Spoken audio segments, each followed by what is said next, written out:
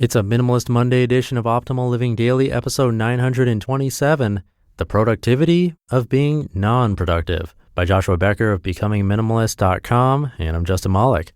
Happy Monday, and welcome to Optimal Living Daily, or the OLD podcast, where I read to you from some of the best blogs I can find and get permission from, mostly covering personal development and minimalism on this show.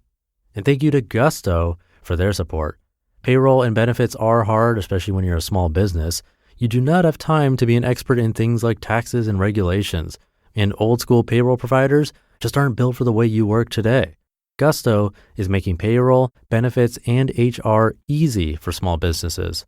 Modern technology does the heavy lifting, so it's easy for you to get it right. You no longer have to be a big company to get great technology, great benefits, and great service for your team. In fact, 9 out of 10 users say Gusto is easier to use than other payroll solutions. If you don't believe it, just Google them. People love Gusto. And how often do you actually love your payroll provider? To help support the show, Gusto is offering our listeners an exclusive limited time deal. Sign up today and you'll get 3 months free once you run your first payroll. Just go to gusto.com/old. That's gusto.com/OLD. For now, let's get right to it and start optimizing your life. The Productivity of Being Non-Productive, by Joshua Becker of BecomingMinimalist.com. Quote, "Habit rules the unreflecting soul." William Wordsworth. Years ago, in a controlled setting, I took the Gallup StrengthsFinder assessment. It was helpful. In fact, I'd recommend it to most anyone. The theory is that each individual possesses a certain number of character attributes, which together result in a person's tendency to develop certain skills more easily and excel in certain fields. Of the 34 distinct attributes, the StrengthsFinder test will help an individual discover their top 5. As these assessments usually do, the results brought new words and meaning to my personality, talents, and motivations. Based on the research, a person's strengths do not change over the course of their lifetime. In other words, though many things have changed in my life over the past 10 years, my top 5 themes have not. Here they are. Number 1, achiever.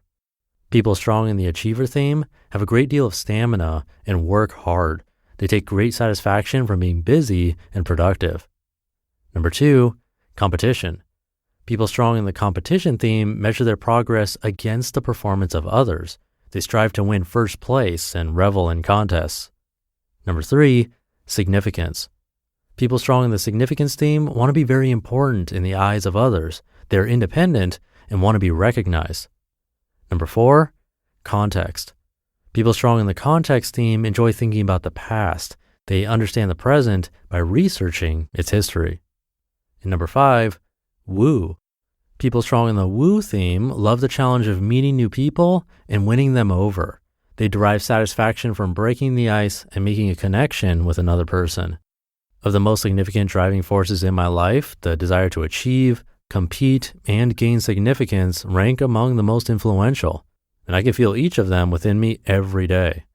The assessment is based on an important premise.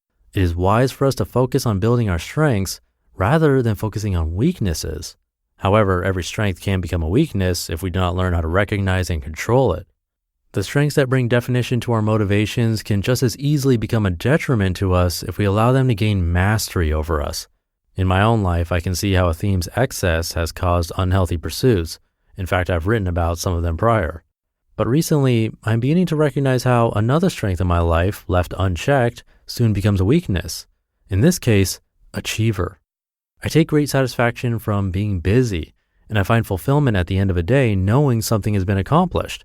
And to a fault, I become restless when sitting idle. I prefer periods of productivity instead. It's important for me to add this does not mean every moment of my day is filled with hard work and productive outcomes. I struggle with procrastination and distraction just like everyone, but it does mean that I'm naturally drawn to the idea of being productive and tend to fill my hours with pursuits that fit the definition in my mind. But I'm learning more and more, especially over the past year, that being non-productive is actually essential to mindful, intentional living. In fact, being non-productive is one of the most productive things we can ever do, even if the behavior wars against every inclination in our body. This year has been ambitious. I submitted a completed manuscript to my publisher last week, We are launching a nonprofit organization here on November 1st. I've been preparing an at-home program for people looking to implement minimalism in their unique context, speaking heavily, and I've been focused on a few other surprises that I can't mention quite yet. In all this pursuit of productivity, the important periods of non-productivity are harder to find, but have become even more essential for me and those closest to me. It is imperative for me to structure intentional periods and disciplines of non-productivity into my life. And by non-productivity, I mean non-productive on the surface. In each of these pursuits, there is productivity to be found, it's just not the type that typically motivates me. One of the ways I've begun to push against the excess of the achievement strength in my life is to articulate and understand the specific productivity of being non-productive. If you struggle with the constant need for busyness and or achievement in your life, maybe you'll find some motivation in the list I've been collecting. In each case, I recognize an essential, non-productive pursuit that does not come natural to me, and then I focus on the benefit it provides for me. For example, relationship. My wife values quality time. She needs and expects periods of time in our day where I'm not focused on anything but spending time with her. This can be difficult for me because it feels unproductive at times, but it becomes easier when I remind myself that investing time into a relationship is one essential key to a healthy and stable marriage. Meditation and devotion. When I meditate, I focus on my spirituality and my belief in a God who cares about his creation. It is easy to be pulled away from this discipline by the demands of the day, but only those who set aside the time to intentionally pursue a higher power appreciate what is discovered. Solitude. Different than meditation, I use solitude to focus inward, to discern my motivations and the voices I allow to direct my life. Not only does the spirit of solitude go against my natural inclination to achieve, the pursuit inward is difficult for every human being. But I remind myself, it is in times of solitude and quiet that I am directed toward the pursuits and achievements that matter most. Rest. Rest is an exercise in contentment. It is the ability to look back at the work I've accomplished over a period of time and slow down in appreciation of it. It requires one to be content with their lot in life and for a moment not strive for more, but instead to rest satisfied. And again, it turns out rest is one of the most productive things we can ever do. Play. Playing with my kids, literally getting on the floor with them, is important for their well-being and my desire to communicate love and stability in my family. This is productive. But so is play with other adults, whether it be a game of Settlers of Catan at our kitchen table or a round of tennis with my opponent down the street. Play holds enormous benefit for our lives, and adults who don't recognize the productive nature of it miss it altogether. Investing into others.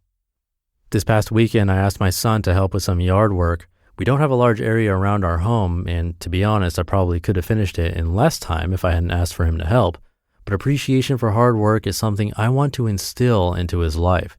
And getting dirty on Saturday was a good way to do it.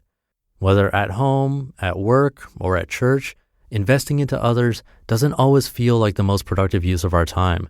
But in the long run, everybody benefits. Our natural inclination is to fill our hours with activities we deem to be highly productive. But this is almost never the healthiest path for us, our families, or our community. So we must push against this habit, constantly reminding ourselves.